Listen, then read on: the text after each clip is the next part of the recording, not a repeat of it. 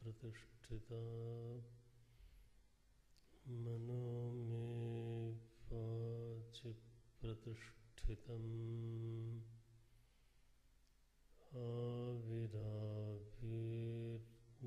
आविराविर्महेधि वेदस्य मानिस्थः श्रुतं मे मा प्रहासीः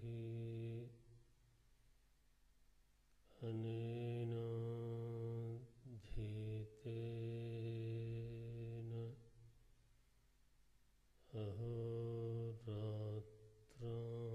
अहोरात्रान्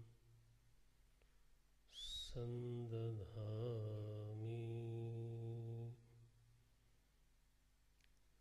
श्रुतं वदिष्यामि सत्यं वदिष्यामि तन्माम् अवतु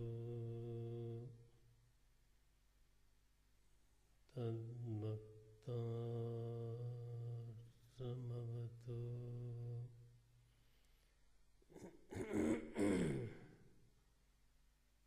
अवतु माम् अवतु भक्तारम्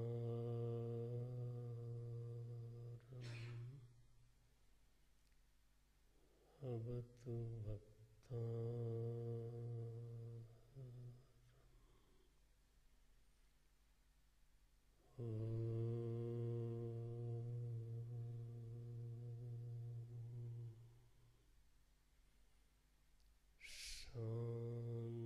शांति शांति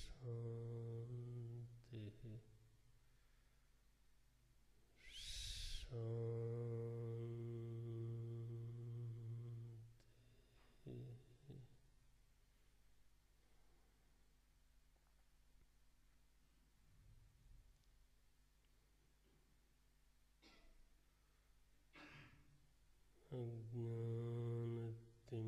अज्ञानतिमिरान्धस्य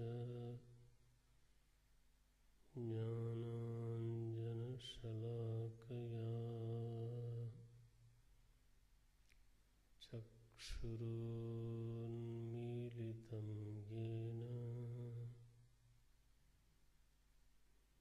तस्मै श्री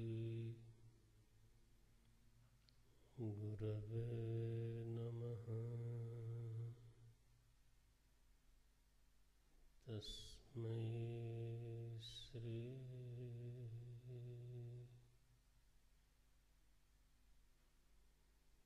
गुरवे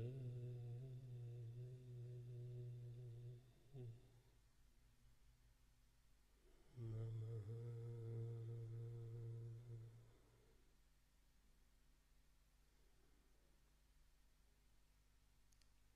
शक्तिद्वयं हि मायायाः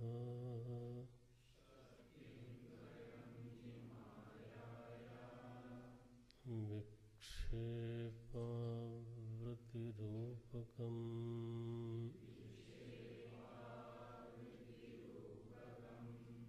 विक्षेपशक्तिर्लिङ्गादि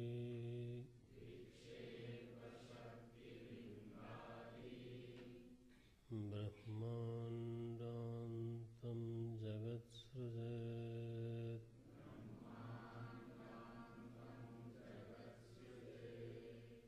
ब्रह्माण्डान्तं जगत्सृजेत्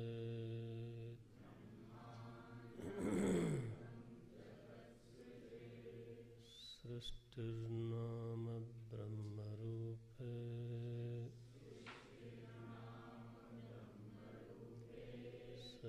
सच्चिदानन्दवस्तुनि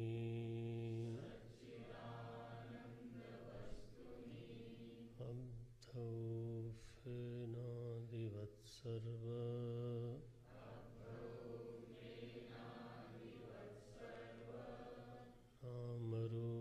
नामरूपप्रसारणा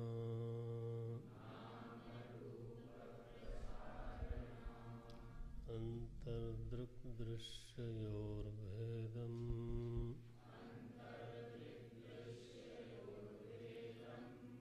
बहिश्च ब्रह्मसर्गयोः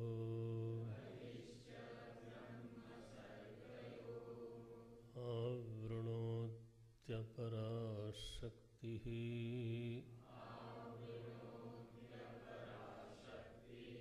सा संसारस्य कारणम्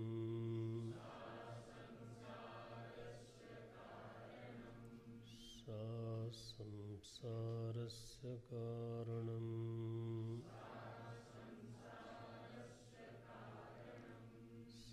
साक्षिणः पुरतो भानम्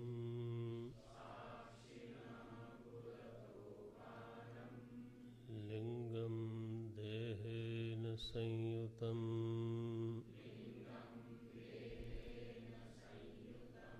चितिच्छाया समावेशात्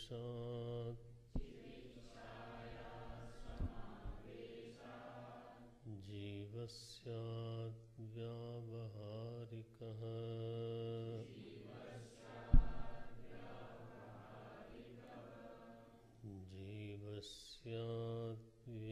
जीवस्याद्व्यावहारिकः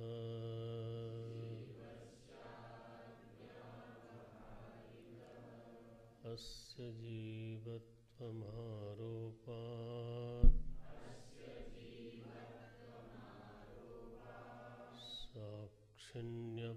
साक्षिण्यप्यवभासते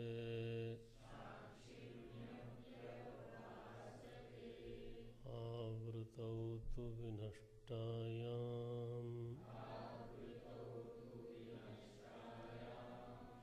भेदे भाते पयाति तत्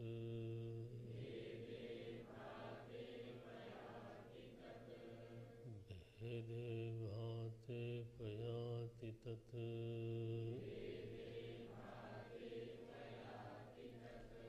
तथा सर्गब्रह्मणोऽस्य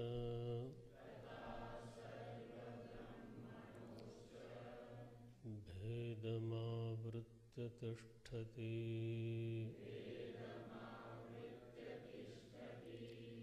या शक्तिस्तद्वशाद् ब्रह्म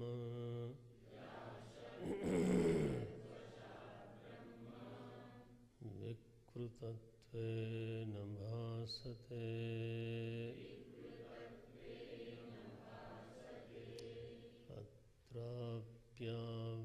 अत्राप्यावृत्तिनाशेन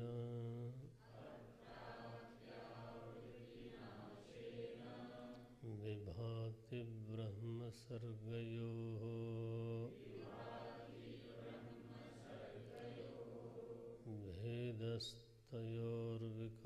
भेदस्तयोर्विकारस्यात्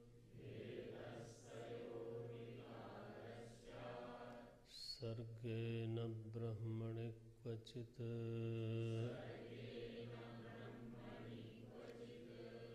अस्ति भाति प्रियं रूपम्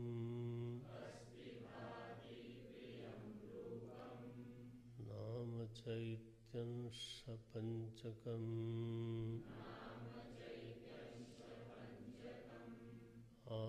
आद्यत्रयं ब्रह्मरूपम्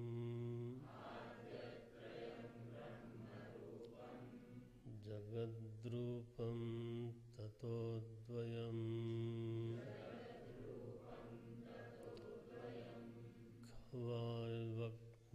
खवायवग्निर्जलोर्विषु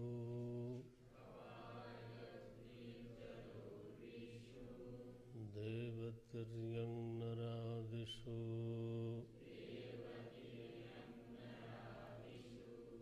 अभिन्ना सच्चिदानन्दाः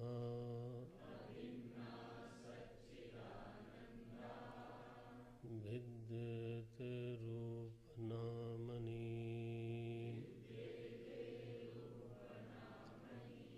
विद्येते रूपनामनि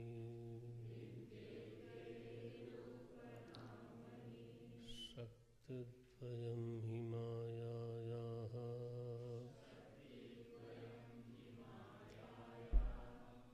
विक्षेपावृतिरूपकम्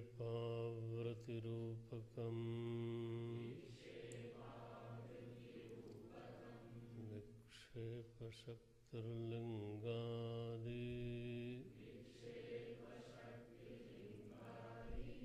ब्रह्माण्डान्तं जगत्सृजेत्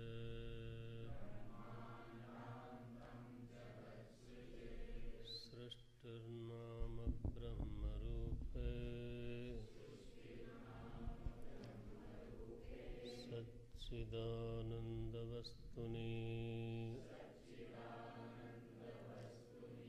अद्धौफेनादिवत्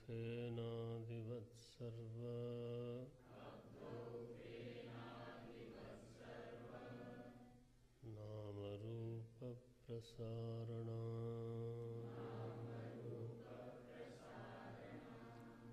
नामरूपप्रसारणा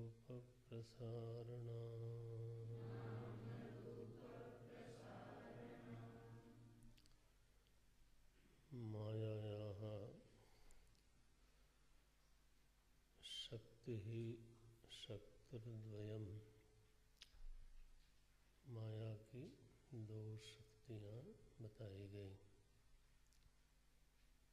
एक का नाम है विक्षेप शक्ति और दूसरे का नाम है आवरण शक्ति, आवृत्ति रूपकम। माया का एक बहुत विशिष्ट लक्षण इस श्लोक में किया गया। माया का लक्षण क्या है? जिसमें दो शक्तियाँ दिखाई दें उसको माया बोलते हैं। ऐसे भी इसको पलट करके इसकी परिभाषा बना दो। आवरण शक्ति जहाँ दिखाई दे और विक्षेप शक्ति जहाँ दिखाई दे वो वस्तु माया शब्द वाच्य है, उसको हम माया बोल सकते हैं। इसी कारण से धन को भी माया बोलते हैं। उसमें भी आवरण शक्ति है ना? आवरण शक्ति बुद्धि पर आवरण कर देता है। जब आदमी को धन हो जाता है तो कई बार ऐसा होता है कि उसको जो चीज़ दिखनी चाहिए उसको नहीं दिखती। धर्म नहीं दिखता, कर्तव्य नहीं दिखता, देश नहीं दिखता, समाज नहीं दिखता, लक्ष्य नहीं दिखाई देता। तो चूंकि धन में भी आवरण शक्ति है और धन में विक्षेप शक्ति भी है। विक्षेप शक्ति माने सृजन शक्ति। तो दोनों शक्तियां हैं, इसलिए धन को भी समाज में और शास्त्रों में माया बोल देते हैं। कई बार स्त्री को भी माया बोलते हैं, सुनते होंगे बचपन से। उसमें भी आवरण शक्ति है और विक्षेप शक्ति भी है।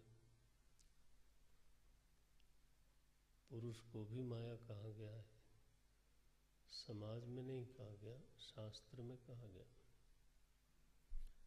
क्योंकि उसमें भी स्त्री के लिए आवरण शक्ति है और सृजन शक्ति भी है, विक्षेप शक्ति भी है।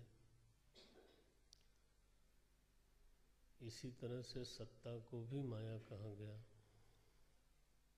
प्रभुता को, सत्ता को भी, क्योंकि वो भी लोगों को तो अंधा करती है, ऐसा लोग बोलते हैं ना।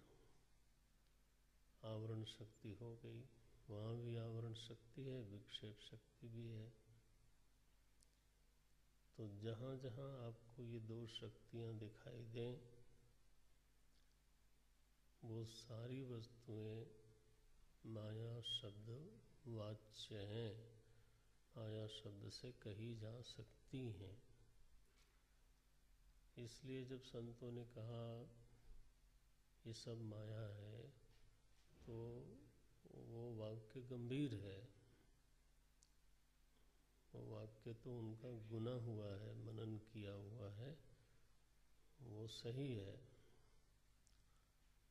जहाँ कहीं भी दोनों शक्तियाँ मालूम पड़ती हैं, जहाँ कहीं भी दोनों शक्तियाँ हैं, आप निश्चित जानो उसमें माया का लक्षण घट गया। माया का लक्षण घट गया तो माया है।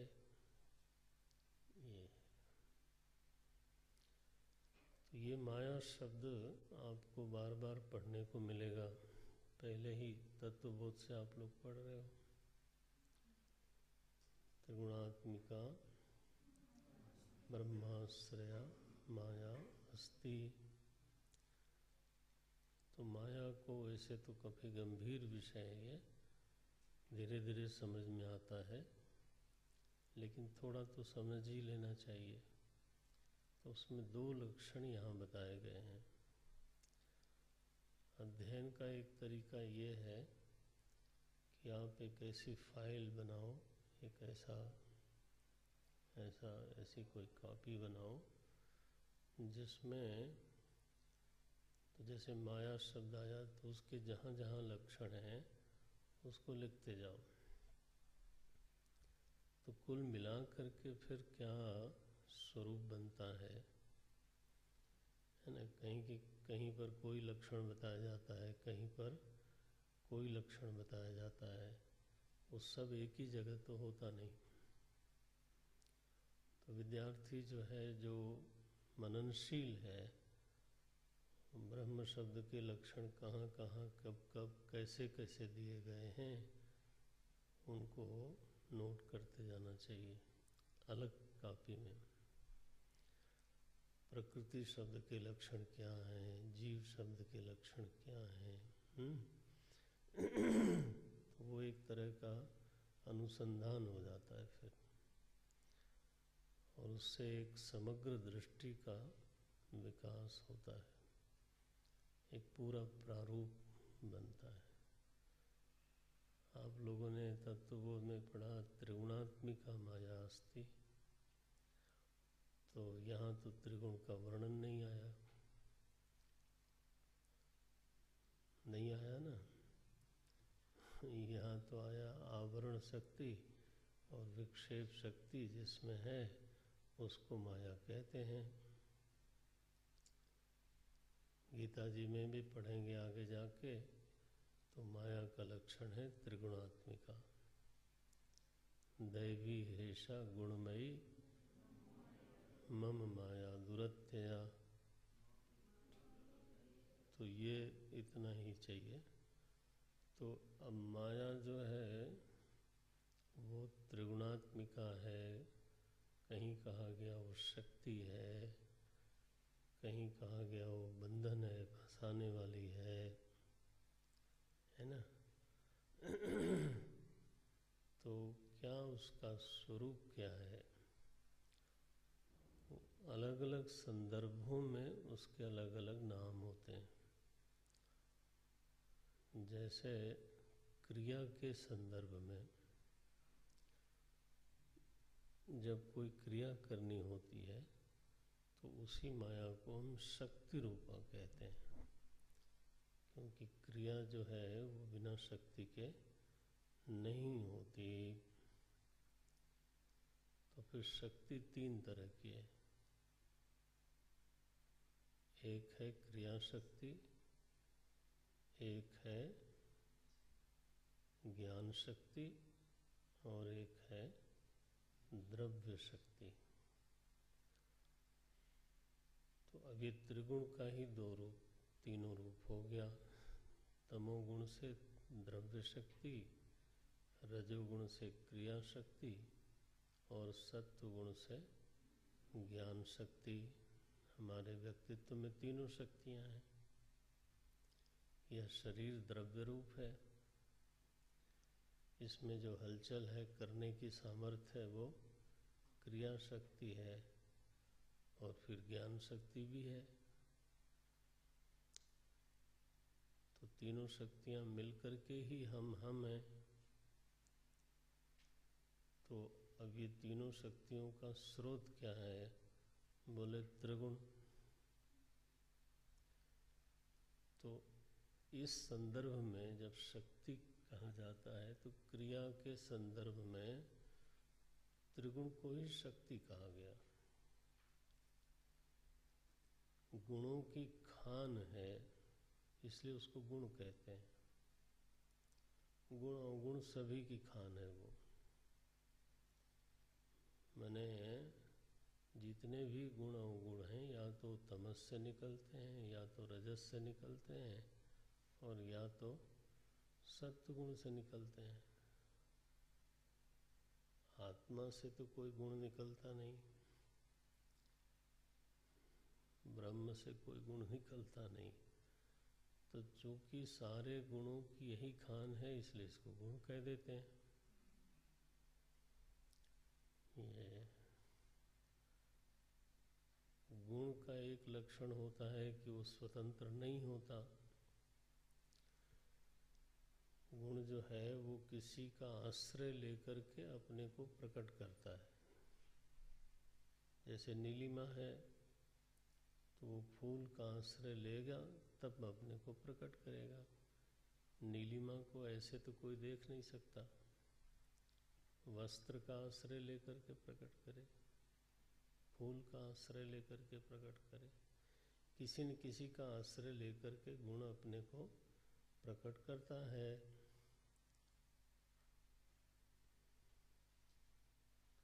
सारे गुणों का यही लक्षण है। तो ये त्रिगुण जो हैं वो त्रिगुण गुण क्यों कहलाते हैं? तो एक कारण ये भी है क्योंकि ये स्वतंत्र नहीं है।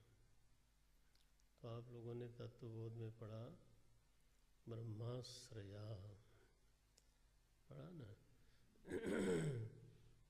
स्वतंत्र नहीं है, इसलिए उनको कहा गया ब्रह्माश्रया।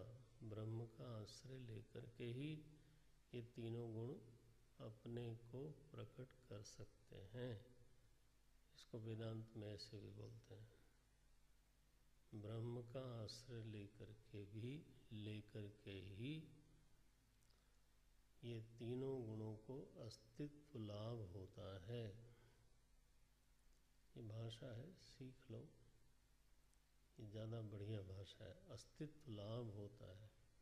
अस्तित्व लाभ होता है माने उनकी सिद्धि होती है। आश्रय न होवे तो इनकी सिद्धि ही नहीं हो सकती। चुपचाप। तो अब ऐसी स्थिति है, इसलिए इनको गुण कहते हैं। गुण माने रस्सी भी होता है, तो चूँकि बांधते हैं इसलिए भी गुण कहते हैं। तो तरह तरह के जो संदर्भ हैं, उन संदर्भों से माया के अलग अलग नाम होते हैं। स्वरूप को ढकते हैं, तीनों गुण ढकते हैं। सत्वगुण भी ढकता है, रजोगुण ये बाद में कभी प्रौढ़ जब ग्रंथ पढ़ने लग जाएंगे तब बताएंगे। सत्वगुण, रजोगुण, तमोगुण ये तीनों ही हमको तो अपने स्वरूप से वंचित कर देते हैं। तो अविद्यात्मक हुए, तीनों के तीनों गुण अविद्यात्मक हुए, इसलिए तीनों गुणों को अविद्या भी कहा गया। अविद्या भी कहा गया, बंधन भी कहा गया, शक्ति भी कहा गया, गुण भी कहा गया। तो इन शब्दों को वेदांत के विद्यार्थी को जाने रहना चाहिए। तो इन शब्दों से उसको उलझन में नहीं पड़ना चाहिए। अब ये नहीं बैठें कि भाई त्रिगुण है या शक्ति है। त्रिगुण है या बंधन है, त्रिगुण है या अविद्या है, ये उलझन वेदांत के विद्यार्थी को नहीं होना चाहिए। अब हम देखते हैं तो काफ़ी जो सीनियर विद्यार्थी हैं, वो आचार्य लोग हैं, उनको भी कई बार मैं पूछता हूँ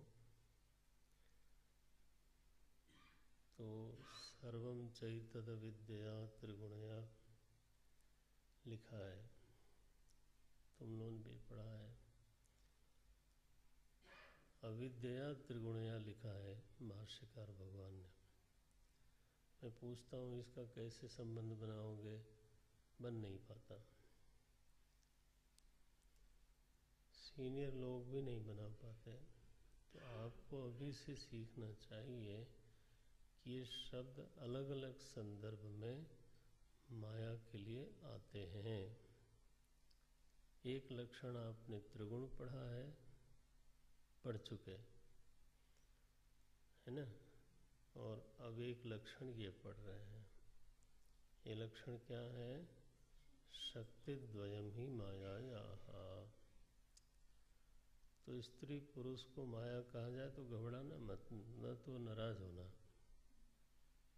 क्योंकि वो तो ठीक ही है, उसमें आवरण शक्ति भी है और विक्षेप शक्ति भी है।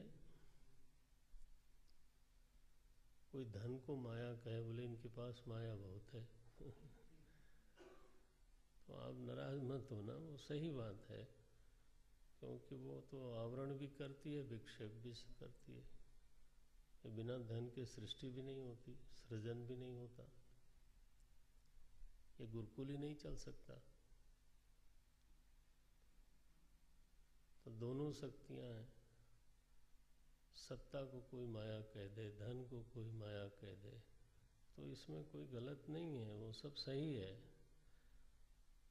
हाँ, बिना समझे जब कोई बोलता है तो आप उस पर मुस्कुरा दो और क्या है, उसको खुद ही नहीं मालूम कि वो क्यों माया बोल रहा है, ठीक है ना, तो आप मुस्कुरा दो। तो जहाँ भी आपको आवरण शक्ति मालूम पड़े और विक्षेप शक्ति भी मालूम पड़े, तो उसको माया कहने में कोई दिक्कत नहीं है। लेकिन जो मूल में माया है, मूल में माया का मतलब है जो अनादि सिद्ध है,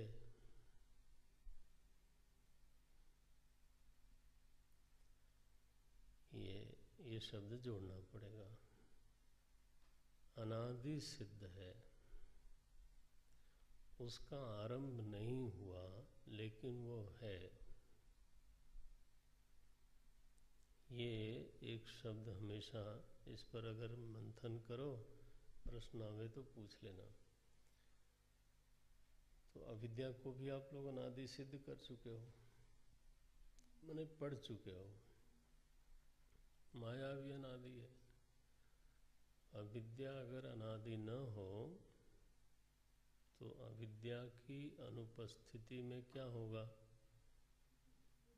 विद्या होगी। तो विद्या की उपस्थिति में अविद्या कैसे शुरू होगी? फिर तो अविद्या कभी है, अविद्या कभी हो ही नहीं सकती फिर तो तो ये समझना चाहिए, अगर माया न हो तो जीवत्व ही नहीं होगा, तो फिर सृष्टि ही नहीं होगी, तो फिर क्यों शुरू होगी वो?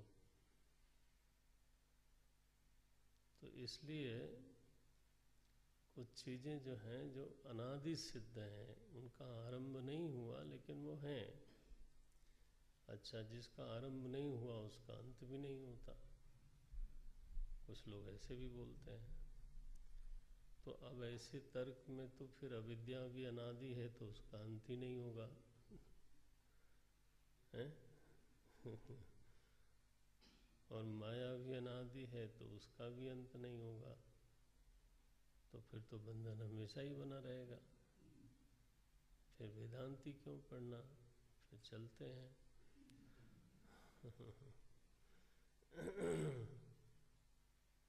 बहुत सी चीजें अनादि होती हैं। एक दृष्टांत के लिए दृष्टांत दे रहा हूँ। अभाव किसी चीज का वो अनादि होता है कि नहीं? घट का जो अभाव है वो कब से है?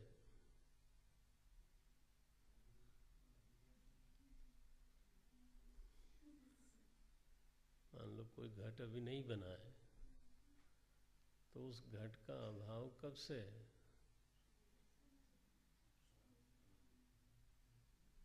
क्या बोलोगे? अनादि बोलना पड़ेगा ना। तो अनादि है लेकिन अनंत है क्या? तो ऐसा तो कोई नियम नहीं बना ना फिर कि जो अनादि है वो अनंत भी होवे। बहुत सारी चीजें ऐसी भी हैं जो अनादि होते हुए भी शांत होती हैं। इन चीजों को काटते जाओ, जरा सा बैठाते जाओ। इसलिए ये अनादि सिद्ध माया है, उसकी यहाँ पर चर्चा है। उसकी दो शक्तियाँ हैं। उसमें जो सृष्टि का कारण बन रही है, माने सृष्टि असत होने पर भी जो हमको उपलब्धिमान हो रही है, उस सृष्टि की उपलब्धि में कौन हेतु है? बोले विक्षेप शक्ति। ये बस इतना निर्णय है यहाँ पर। विक्षेप शक्ति ही लिंगादि ब्रह्मांडांतम जगत सृजेत। तो लिंग शरीर से लेकर के अनंत ब्रह्मांडों तक जितना बड़ा जगत है, उस समूचे जगत का, जगत की उपलब्धि का हेतु, ऐसे बोलना, जगत की सृजन की हेतु नहीं, जगत की उपलब्धि का हेतु विक्षेप शक्ति है, माया की विक्षेप शक्ति है। बोले महाराज तो जगत तो आपने बता दिया, लिंग शरीर से लेकर के ब्रह्मांडों तक। तो बोले नहीं, एक और परिभाषा समझ लो। सृष्टि वेदांत की दृष्टि में क्या है, उसकी स्थिति क्या है? तो अगला श्लोक बोलते हैं, सृष्टि नाम, नाम बोलते हैं, उसका मतलब सृष्टि उसको कहते हैं। सृष्टि की परिभाषा करने जा रहे हैं। वेदांत में सृष्टि का लक्षण क्या है, सृष्टि की परिभाषा क्या? बोलते हैं सृष्टिर्नाम ब्रह्म रूपे, मिला ना, सच्चिदानंद वस्तुनि अब्धौ फेनादिवत् सर्व नाम रूप प्रसारणा। देखना, ग्रंथ को देखना, इसको बोलते हैं पंक्ति लगाना। पहले ग्रंथ समझ में आ जाए फिर उसका विस्तार कर सकते हैं। तो पहले दृष्टांत क्या दिया यहाँ पे? अब्धौ, अब्धौ माने समुद्र। जैसे समुद्र में फेनादिवत, फेन आदि, लहर, तरंग, फेन, बुलबुले, है ना, आदि पद से सब समझ लेना। तो जैसे समुद्र में उत्ताल तरंगें उठती हैं, छोटी छोटी लहरियाँ उठती हैं, फेन होता है, बुलबुले होते हैं। वो समुद्र के किनारे खड़े हो जाओ तो दृष्टि अगर बहुत सूक्ष्म न हो, ध्यान न जाए, तो लहर ही लहर दिखती है, जल दिखता नहीं। माने जल पर ध्यान जाता ही नहीं, लगता है ये बिल्कुल तरंग मालाएं हैं। और कहीं अंदर चले गए। एक बार मैं बैठा जहाज पे, तो महाराज इतनी अंदर बड़ी बड़ी लहरें दिखाई दी, किनारे तो वो पता ही नहीं चलता। तो वो तो जैसे इतना जगह खाली हो जाती है, वो जहाज उड़ जाता है, फिर थप से नीचे गिरता है। तो अंडमान में था मैं मैंने कहा अरे भाई ये तो कमाल है, इतनी भयंकर बड़ी बड़ी लहरें, जबकि कहा गया कि समुद्र इस समय शांत है ये दशा बताई तो वही दिखती हैं। तो अब्धौ समुद्र में फेनादिवत, जैसे फेन है, तरंगे हैं, बड़ी बड़ी तरंगे हैं, छोटी तरंगे हैं, लहरियां हैं। ये सब क्या है? बोले नाम है। और ये नाम क्यों पड़ा? बोले क्योंकि अलग अलग रूप हैं। फेन का अलग रूप है, इसलिए एक नाम रखना जरूरी हो गया। छोटी लहर, तो छोटी लहर का एक रूप है, इसलिए छोटी लहर कहलाया। बहुत बड़ी लहर है तो ये कहना पड़ा ये बड़ी लहर है। बुलबुला है तो ये सारे रूप हैं, अनंत रूप हैं, इसलिए अनंत नाम रखना पड़ा। ठीक है ना? वस्तु क्या है? जल। नाम का प्रसार है, नाम रूप प्रसारणा।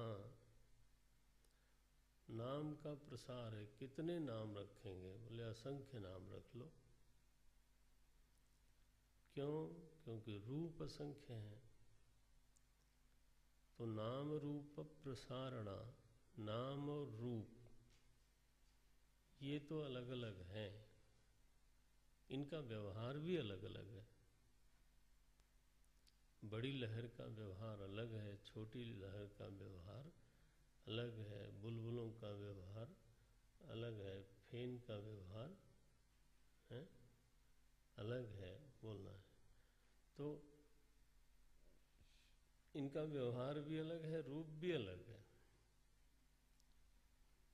व्यवहार माने उनकी क्रिया शक्ति। हम जैसे बड़ी लहर है तो वो तो पलट दे महाराज, तो सुनामी आ जाए तो पता नहीं क्या क्या हो जाए तो उनका रूप अलग है। इसका मतलब ये नहीं कि वो व्यवहार शून्य है, व्यवहार भी करती हैं। नाम है, रूप है, व्यवहार है, ऐसा भी कर लो। इसका एक पसारा है और अनंत समुद्र हमारे सामने है, लेकिन वस्तु नहीं है। नाम है, रूप है, व्यवहार है, लेकिन वस्तु क्या है? वस्तु जल है।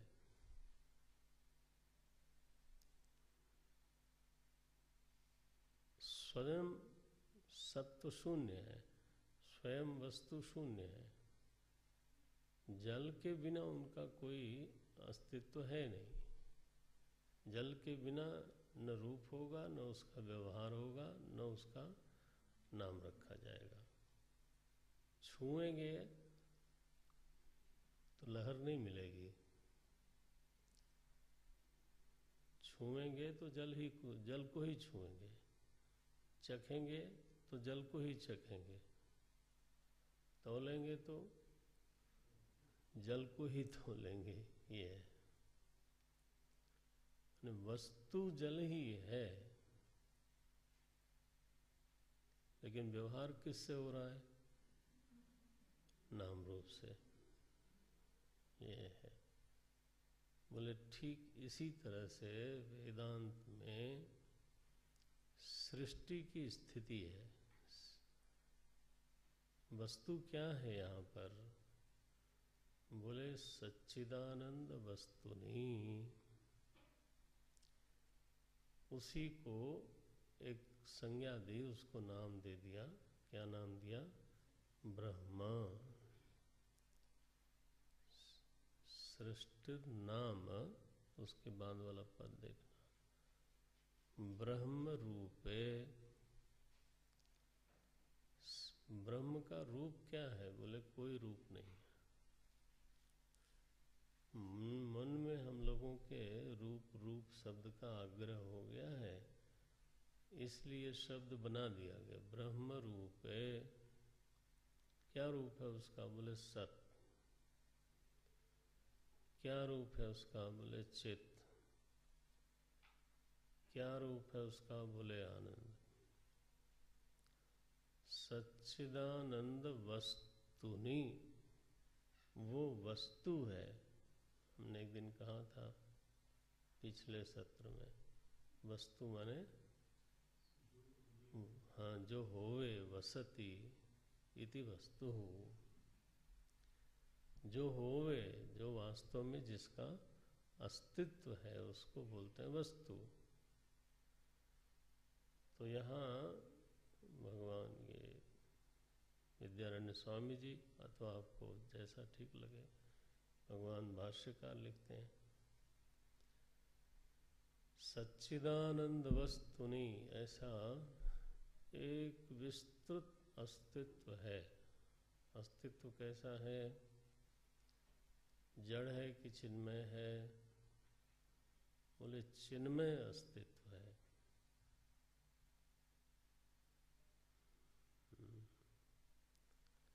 वह चिन्मय अस्तित्व, उसका स्वाद क्या है?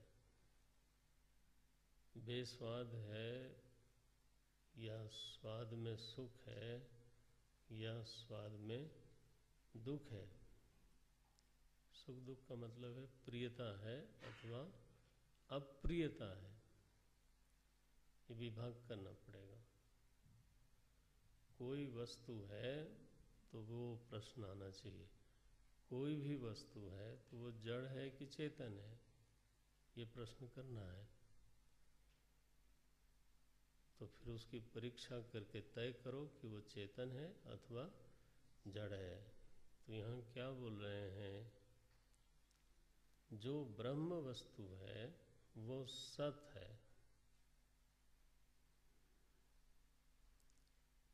वो सत कैसा है? जड़ है?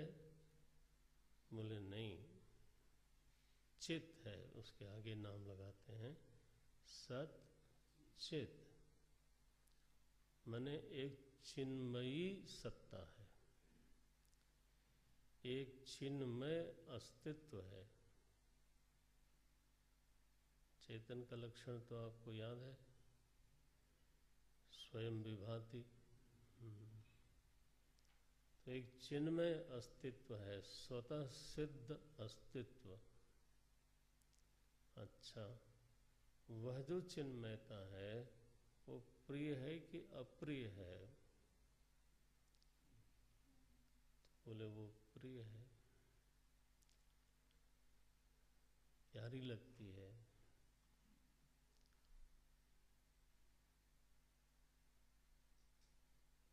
जो दृंग वस्तु है, हम लोगों ने विवेक किया, वो अंतरंग है, इसलिए वो आत्मा है। इतना तो हम लोगों ने तय किया था ना। आत्मा चेतन है। वह जो आत्म चैतन्य है वो आपको प्रिय लगता है कि अप्रिय लगता है? उसका स्वाद क्या है? आपको कभी आप स्वयं अप्रिय लगते हो? आगे ग्रंथ पढ़ेंगे, कदाचित ना हम अप्रिय। ऐसा कभी नहीं होता है कि कोई अपने आप को अप्रिय लगने लगे। आपका शरीर अप्रिय लग सकता है, कभी ऐसा हो सकता है कि आपका मन आपको अच्छा न लगे, बोले बहुत गंदा है, बहुत चंचल है। लेकिन आपका अपना अस्तित्व स्वयं आपको कभी अप्रिय लग नहीं सकता। तो जो चिन्मय अस्तित्व है वो निरंतर प्रिय है। इसी को बोलते हैं आनंद स्वरूप। जब बोलते हैं आत्मा आनंद स्वरूप है, उसका अर्थ क्या है?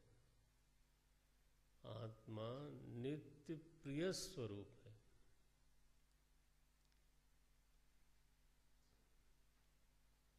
बोलते हो ना, आत्मा आनंद स्वरूप है, पढ़ते तो हैं ही हैं कम से कम। आत्मा आनंद स्वरूप है, उसका अर्थ क्या है? बोले आत्मा नित्य प्रिय स्वरूप है। अच्छा, कैसी प्रियता है? वो प्रियता कभी बासी नहीं होती। बासी समझते हैं ना? मैंने एक दिन बीत जाए तो खाना बासी हो जाता है, ऐसे ऊब जाए आदमी किसी चीज़ से। एक समय में अच्छी लग रही थी, लेकिन थोड़ी देर बाद लगा कि अब हो गया, बहुत हो गया, है ना? तो आत्मा की प्रियता ऐसी है क्या कि थोड़ी देर प्रिय लगे, इसके बाद आप उससे ऊब जाएं? निरंतर प्रिय है, और उस प्रियता में नित्य नवीनता है। अनुभव देखो अपना, अपने अनुभव से मिलाना। वह जो अपनी प्रियता है, अपने प्रति जो प्रियता की अनुभूति है, वो अगर बासी नहीं है तो उसको क्या बोलेंगे? नित्य नवीन है। अच्छा, उस प्रियता से तृप्ति हो जाती है कि बस बस अब पानी से पेट भर गया, पानी, प्यास लगी थी तब तक पानी चाहिए था, अब प्यास मिट गई तो अब हो गया तृप्ति, अब थोड़ा आधा गिलास और, बोले अब नहीं। ऐसा आपको कभी लगा?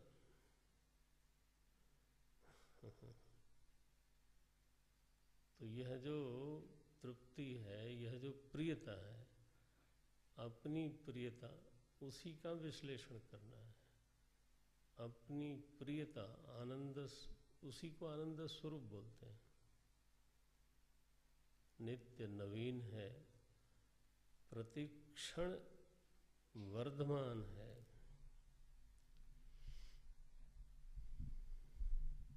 पूज्य स्वामी शरणानंद जी महाराज बोलते थे, प्यास ही तृप्ति है। क्या बोलते थे? प्यास ही तृप्ति है। क्योंकि और चाहिए, और चाहिए। नित्य प्रियता चाहिए, अभीष्ट है।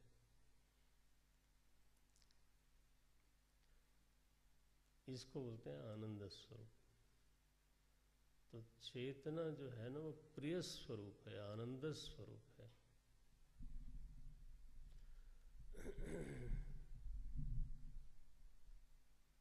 उल्टा कर लेते हैं, हाँ? चेतना आनंद स्वरूप है, और वह चेतना है या नहीं है? बोले वो नहीं है तो फिर आगे की बात ही क्यों करना? इसलिए वो सत स्वरूप है। तो देखो, ये तीनों शब्द देना बहुत जरूरी है। सत है तो फिर प्रश्न आएगा जड़ है क्या? तो उत्तर देना पड़ेगा नहीं, सत है और चिन्मय है। फिर प्रश्न आएगा प्रिय है कि अप्रिय है? तो बोलना पड़ेगा प्रिय है। इसलिए तीन शब्द एक साथ देना पड़ता है। सच्चिदानंद वस्तुनि, जो सत है वो चित है, वही आनंद स्वरूप है। तीन गुण हैं क्या ये अलग अलग?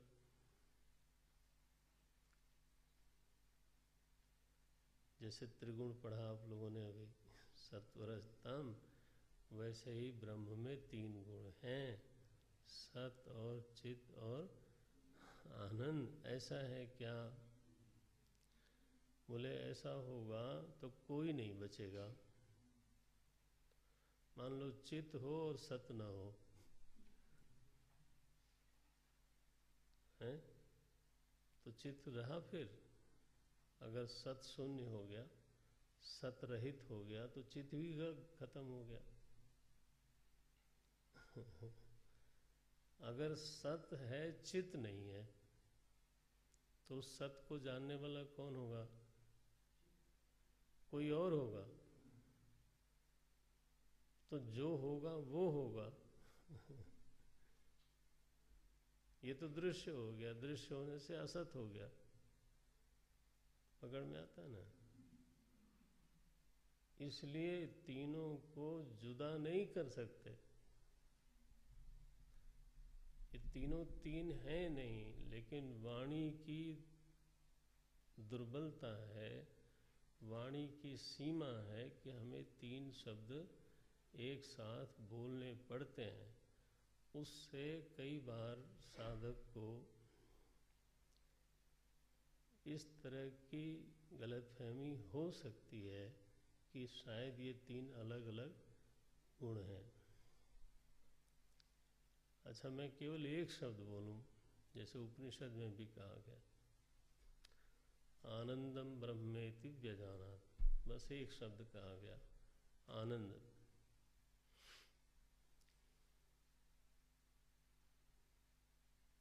तो उससे काम चल जाता है, लेकिन खूब मनन होना चाहिए उसके पीछे। बताओ, आनंद कभी भी जड़ हो सकता है? आनंद होगा तो मालूम पड़ना चाहिए ना फिर।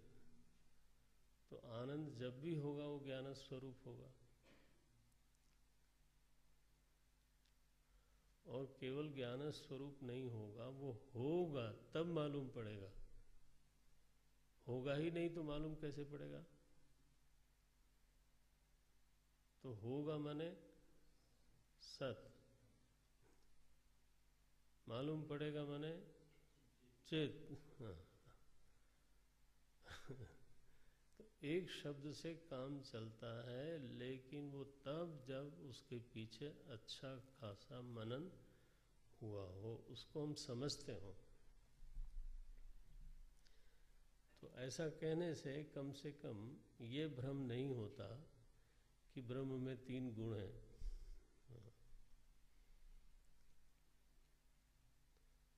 इतना पक्का कर लो, अगर समझ में आ गया तो बधाई, बहुत अच्छी बात है। नहीं तो कम से कम इतना याद रहे, धारण करके रखें कि वस्तु एक है, प्रिय स्वरूप। वह प्रियता कभी भी जड़ रूप नहीं हो सकती। वह जब भी होगी चिन्मयी होगी, और होगी,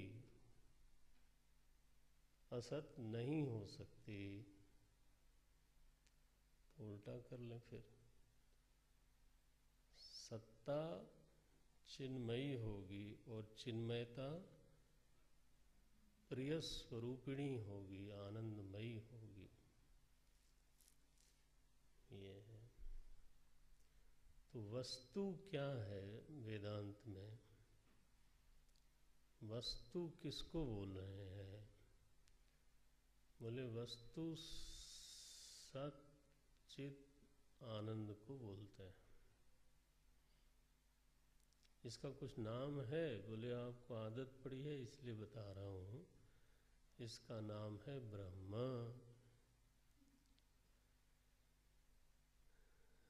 ब्रह्म रूप है, इसका नाम है ब्रह्म। बोले बोलते भी हो और खंडन भी करते हो, है? नाम रखते भी हो और कहते हो कि नाम नहीं है। ये क्या मसला है? नाम का लक्षण क्या होता है? नाम किसको बोलते हो? तो ये लिख लो, व्यावर्तकत्वम नामत्वम। नाम की उपयोगिता क्या है? वो एक वस्तु को दूसरी वस्तु से अलग करता है।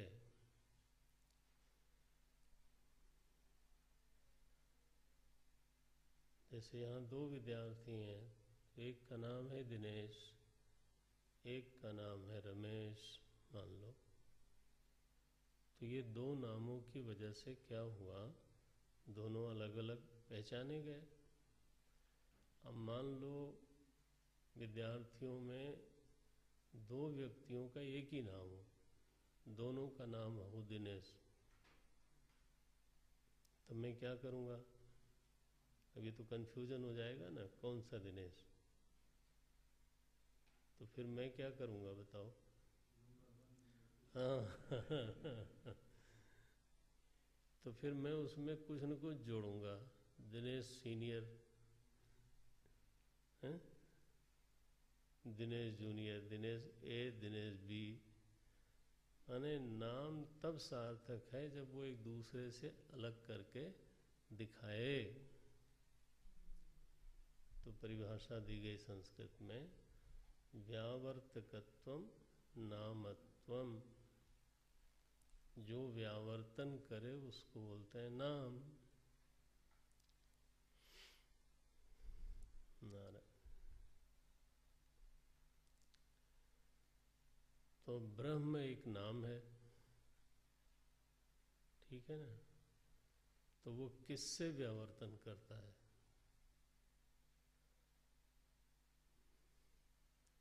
एक लहर दूसरे लहर से अलग है, वो तो ठीक है, उसलिए दोनों का नाम अलग अलग रख लो।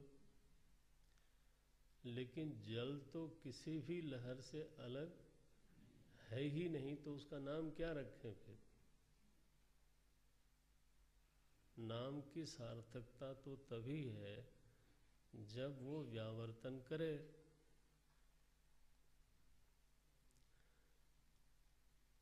दृष्टांत पर ध्यान देना, जब वो हर लहर से जुड़ी हुई है, जब वो किसी लहर से व्यावृत्त नहीं हो सकती, तो उसका नाम रखना माने अब आदत पड़ी है इसलिए उसका नाम रख दिया जल।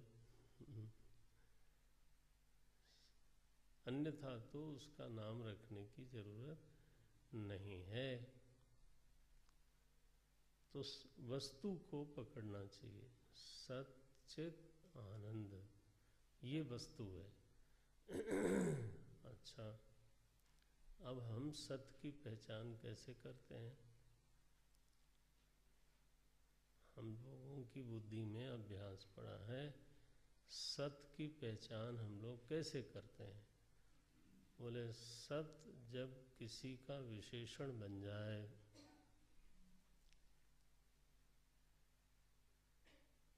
जैसे शरीर का अस्तित्व, तो अब अस्तित्व को हमने पहचान लिया। समझे इसको? अस्तित्व को हमने पहचाना कैसे? शरीर का संबंधी बना के। शरीर का अस्तित्व, केवल अस्तित्व गायब हो गया, ठीक है? मन का अस्तित्व तो पहचान में आया, वृत्ति का अस्तित्व,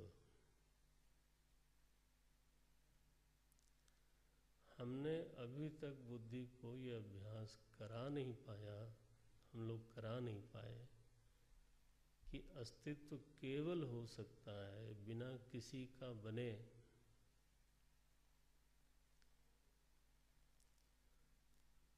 हम लोगों की बुद्धि का अभ्यास ये है कि अस्तित्व तो तभी है जब वो किसी का बन जाए। माइक का अस्तित्व अभी अच्छा खासा ये गड़बड़ हो गई कि बिना संबंधी जो है वो अगर आ जाए सीधे सीधे, तो हम कहें आप कौन हो महाराज?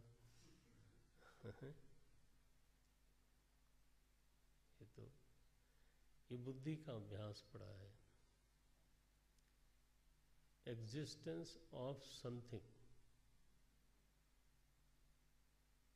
एग्जिस्टेंस इटसेल्फ, वो हम नहीं जानते,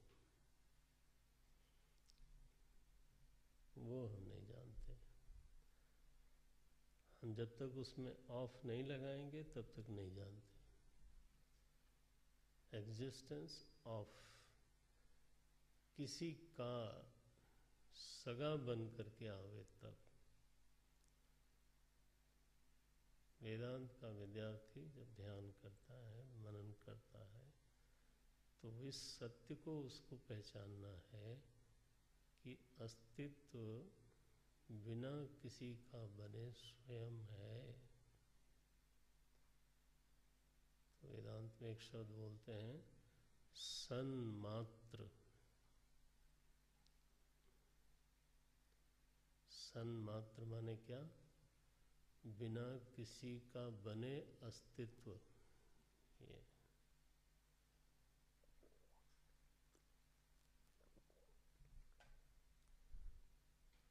सन्मात्र।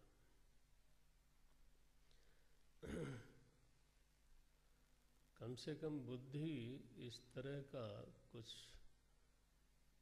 पहुंच पाती हो, कुछ उसके आसपास सोच पाती हो, तो भी बहुत अच्छा है। कि भाई बिना ऐसे ही कल्पना शब्द तो बहुत सही नहीं है, लेकिन बोल रहा हूँ कि जब किसी का बन करके अस्तित्व है, तो केवल अस्तित्व क्यों नहीं हो सकता?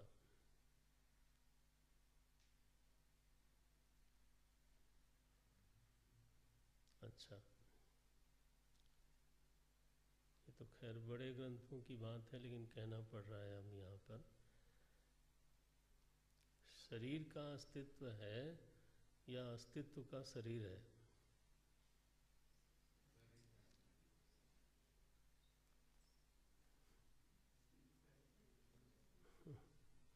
अस्तित्व के बिना शरीर, शरीर के बिना अस्तित्व है कि नहीं है? शरीर के बिना अस्तित्व है, लेकिन अस्तित्व के बिना शरीर नहीं है। तो किसका कौन है? शरीर का अस्तित्व है या अस्तित्व का शरीर है?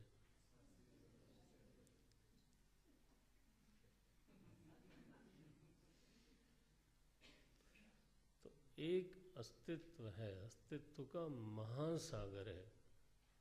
अब दृष्टांत से थोड़ा मदद ले लेना। अब्धौ माने सागर, और वो किसी का नहीं है।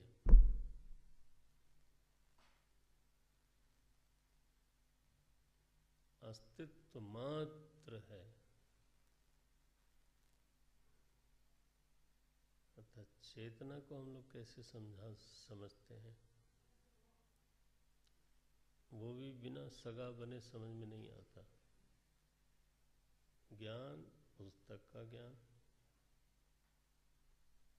पुष्प का ज्ञान, घड़ी का ज्ञान, चश्मा का ज्ञान, व्यक्ति का ज्ञान, का लगा करके फिर ज्ञान समझ में आता है। मान लो किसी का न हो, ज्ञान मात्र हो, तो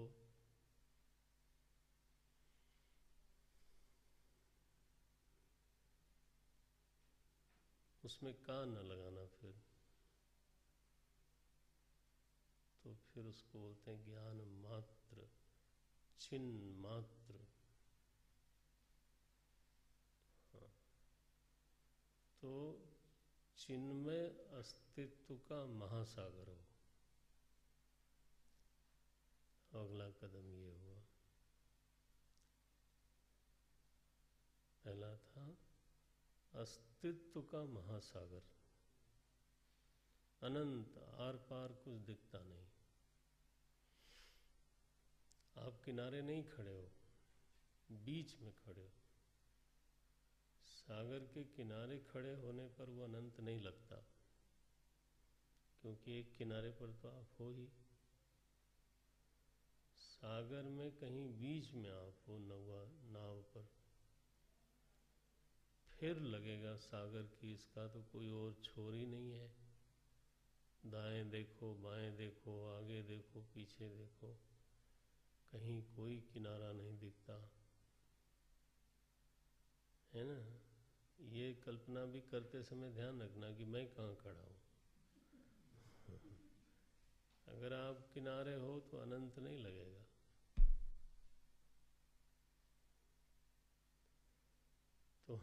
तो यहाँ पे अस्तित्व में ही हम लोग हैं, बीच में हैं।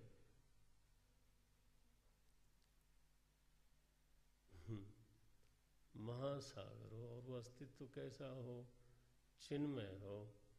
हाँ,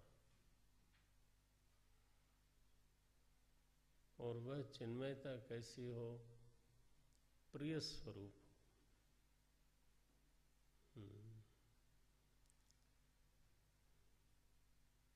प्रिय रूपिणी हो, आनंद रूपिणी हो। प्रियता भी हम लोग कैसे समझते हैं, किसी न किसी का संबंधी बना के, है ना। फल की प्रियता, फूल की प्रियता, गंध की प्रियता, व्यक्ति की प्रियता, अभ्यास पड़ा हुआ है। स्वतंत्र रूप से प्रियता से अभी तक भेंट नहीं हुई।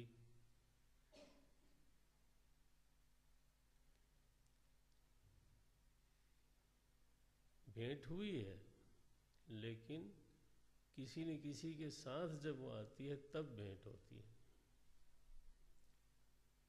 तो हमको क्या लगता है कि प्रियता उसमें है, फल में प्रियता है। प्रियता स्वतंत्र वस्तु नहीं होती, इसलिए प्रियता को अगर मिलना है तो मुझे फल प्राप्त करना पड़ेगा। ये फिर फल के पीछे चल पड़े। ये दौड़ भाग नहीं होती अगर प्रियता से अकेले में भेंट हो जाती, लेकिन आज तक हुई नहीं। अब क्या करेंगे, जब भी आती है किसी न किसी का साथ लेके आती है, फिर हमें लगता है इसी में है, फिर उसके पीछे पड़ते हैं।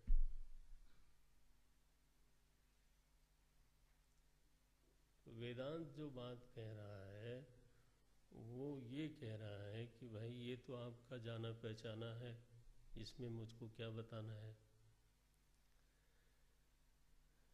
लेकिन अस्तित्व बिना किसी का बने भी है। सन्मात्र और ज्ञान बिना किसी का बने भी है। चिन्मात्र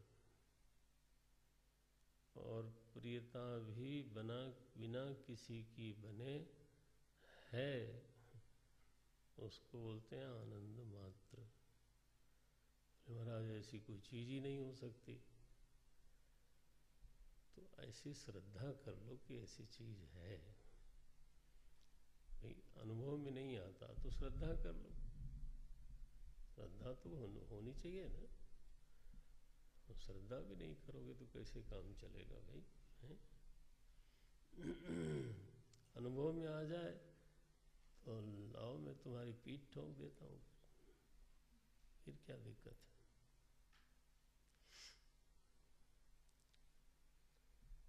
समझ में आ जाए तब भी शाबाशी है। आपको क्या लगता है कि अस्तित्व बिना किसी का संबंधी हुए बिना नहीं रह सकता?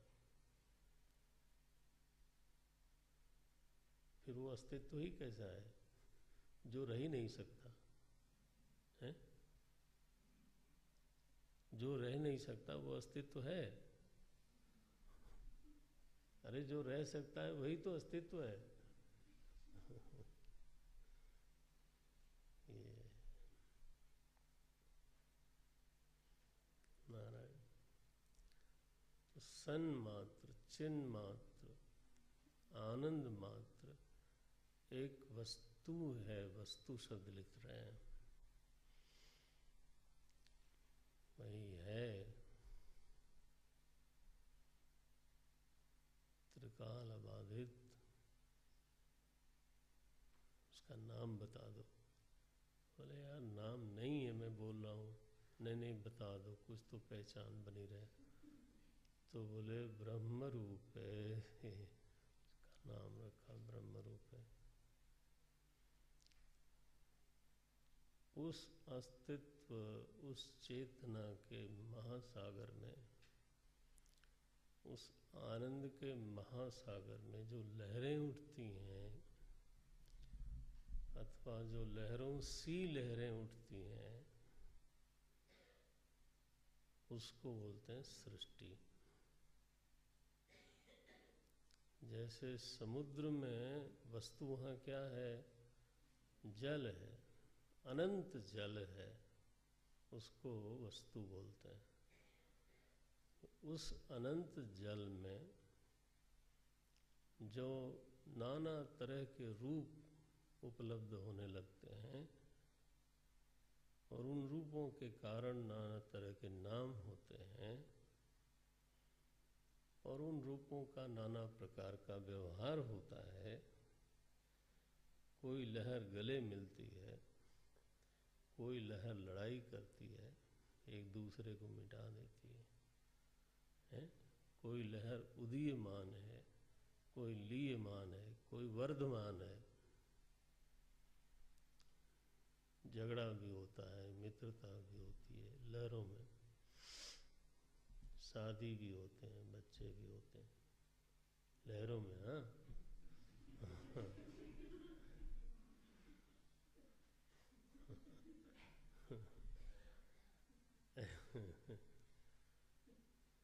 वस्तु कौन है? बोले वस्तु केवल जल है, अनंत जल है। तो वेदांत में सृष्टि का यही स्वरूप है कि वस्तु जैसी की तैसी, वैसे ही चेतना का महासागर, आनंद का महासागर, अस्तित्व का महासागर, बिना किसी विशेषण का अस्तित्व, ध्यान रखना, बिना किसी विशेषण की चेतना, बिना किसी विशेषण की प्रियता,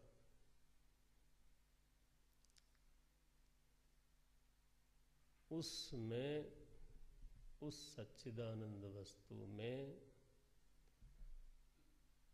तो बड़ी बड़ी जो लहरें प्रतीत होने लगीं, उसी को हम सृष्टि बोलते हैं। नाना तरह के रूप प्रकट हो गए, फिर उनका नाम पड़ा, फिर उनका अलग अलग व्यवहार होता है, फिर कोई रूप एक दूसरे से प्रेम करता है, कोई झगड़ा करता है, फिर कोई बैंड बाजा बजता है, फिर यही न है सृष्टि।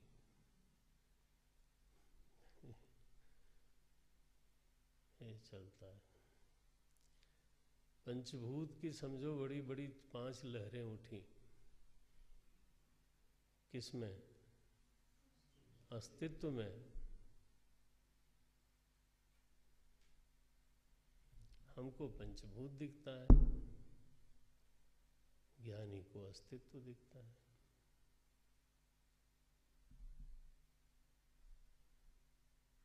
ठीक है,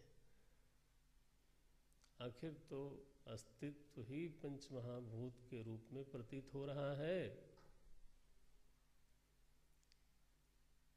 बिना अस्तित्व के पंचभूत क्या है? असत। फिर बोले पंचमहाभूतों के इतने शरीर बन गए, कच्चे बच्चे, इतने टुकड़े टुकड़े टुकड़े हो गए। तो हमको व्यक्ति दिख रहा है, शरीर दिख रहा है, किसी की दृष्टि में ये अस्तित्व की छोटी छोटी लहरियां हैं। तुम लोग क्या हो?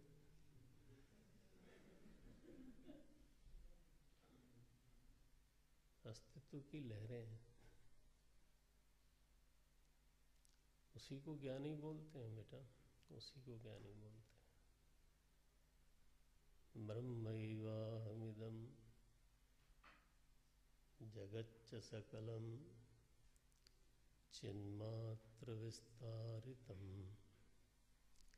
ज्ञानी की ये दृष्टि है, वो यहाँ से आती है, इस श्लोक से। जब इस श्लोक को ठीक से पचाया हुआ हो, पचाया हुआ हो, पहले अभी तो तुम लोग समझो, मनन करो, मेहनत करो, डिस्कशन करो, प्रश्न आवे तो पूछो, पूछने में कोई संकोच करने की जरूरत नहीं है। फिर पच गया हो,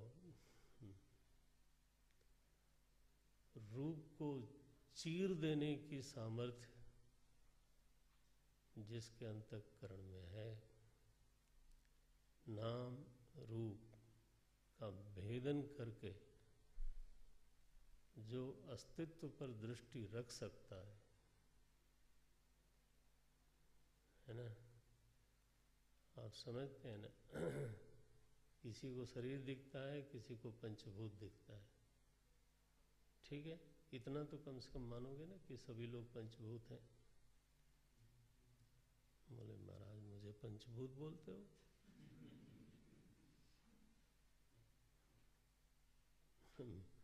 त्रिकाल संध्या करता हूँ, कम से कम एक बार तो करता ही हूँ। करते हो कि नहीं करते हैं? हाँ, मुझको पंचभूत बोलते हो? स्नान करता हूँ, पता नहीं क्या क्या करता हूँ, जब भी करता हूँ। हाँ सब करो, लेकिन हो तो पंचभूति तो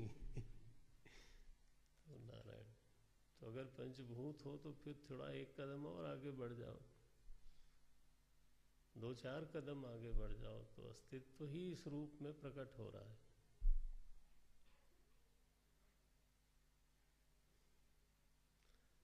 लेकिन हम लोगों में वैराग्य की बड़ी कमी है, दृष्टि नाम में ही उलझ जाती है। चीरने की तो बात ही छोड़ दो।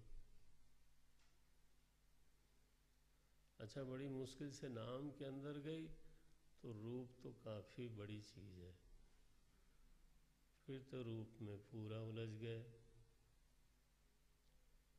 और रूप के साथ जो व्यवहार हो रहा है वो तो जय सिया राम। तो फिर व्यवहार बस 3 से ज्यादा अंदर तक दृष्टि जाती नहीं है। बस हम सबकी यही कथा है। अब 3 की उपेक्षा अगर हो सके किसी तरह से, 3 का भेदन करें, तब सागर के पास पहुंचे कि हाँ हाँ ये लहर वहर कुछ नहीं है तो असल में अनंत जल है। लेकिन वो देखो लहर कितनी बड़ी है, तो उसके रूप में ही उलझ गए, नाम में उलझ गए। वो देखो बड़ी लहर आ रही है, अब ये तो नाव को पलट ही देगी। अरे वहां जल है, बोले जल किधर है? दिखाई नहीं देता, लहर है। जल से कोई नाव पलटती है? नाव किससे पलटती है? लहर से पलटती है। इसलिए जल वल कुछ नहीं। क्या है? लहर है। हम लोग भी यही करते हैं। अस्तित्व से कुछ होता है? सुख किससे मिला? बोले व्यक्ति से मिला। इसलिए व्यक्ति को देखो, अस्तित्व को नहीं। ऐसा है हम लोगों का ढंग रंग। लेकिन सत्य ये है, सृष्टि देखना, श्लोक देख लो फिर पूरा करते हैं। देखो ये हर शब्द आपको सामने खुल गया कि नहीं? सृष्टिर नाम सच्चिदानंद वस्तुनि ब्रह्म रूपे। चलो पलट लेते हैं थोड़ा समझने के लिए। सच्चिदानंद वस्तुनि, नाम का आग्रह बना है इसलिए नाम दे दिया, नहीं तो नहीं देते। ब्रह्म माने कोई नाम थोड़ा होता है, ब्रह्म माने व्यापक। व्यापक माने जिससे कोई अलग नहीं है। अब अलग ही नहीं है तो नाम का क्या मतलब है? ये लेकिन नाम दे दिया। चलो, सृष्टिर नाम सच्चिदानंद वस्तुनि ब्रह्म रूपे। क्या है? नाम रूप प्रसारणा सृष्टि ही। चलो ऐसे करें, छोटा वाक्य बनाओ। नाम रूप प्रसारणा सृष्टि ही। नाम रूप का प्रसारा सृष्टि है। इसमें नाम रूप में एक शब्द और जोड़ लेना, नाम रूप और उसका व्यवहार। नाम रूप और उसका व्यवहार, यही सृष्टि है। ये नाम रूप किस पर है? वस्तु क्या है? बोले सच्चिदानंद वस्तुनि ब्रह्म रूपे। बोले इसको कैसे समझें? बोले जैसे फेनादिवत नाम रूप प्रसारणा, जैसे लहर फेन बुलबुलों का एक पसारा है। किस पर? वस्तु क्या है? अब्धौ, ये महासागर वस्तु है और उसके ऊपर नाम रूप के पसारे को आप लोग समुद्र बोलते हो। समुद्र भी एक नाम ही है, ध्यान रखना। है तो वहाँ वस्तु, वस्तु समुद्र है कि जल है? जल है। तो हम लोग तो सावधानी से उसको समुद्र भी नहीं बोलते। जल की अनंतता है। जल के नाम उसके आकार के आधार पर पड़ते रहते हैं। एक छोटी सीमा है तो तालाब बोलते हैं, बड़ी सीमा है तो झील बोलते हैं, बहने लगा तो नदी बोलते हैं। अब ये नदी तालाब झील सब, ये सब तो सही है ना सब। वस्तु क्या है? जल।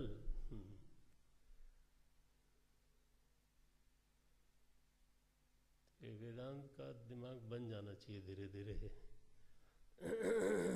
हाँ, एक अनंत जल में जैसे नाम रूप का पसारा है, वैसे अनंत अस्तित्व में, अनंत चेतना में नाम रूप और उसके व्यवहार का पसारा, इसको बोलते हैं सृष्टि।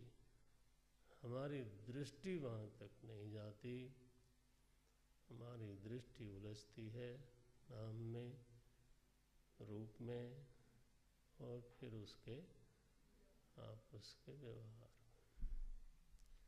ये वेदांत का निर्णय है। कल देखेंगे आगे। ओम।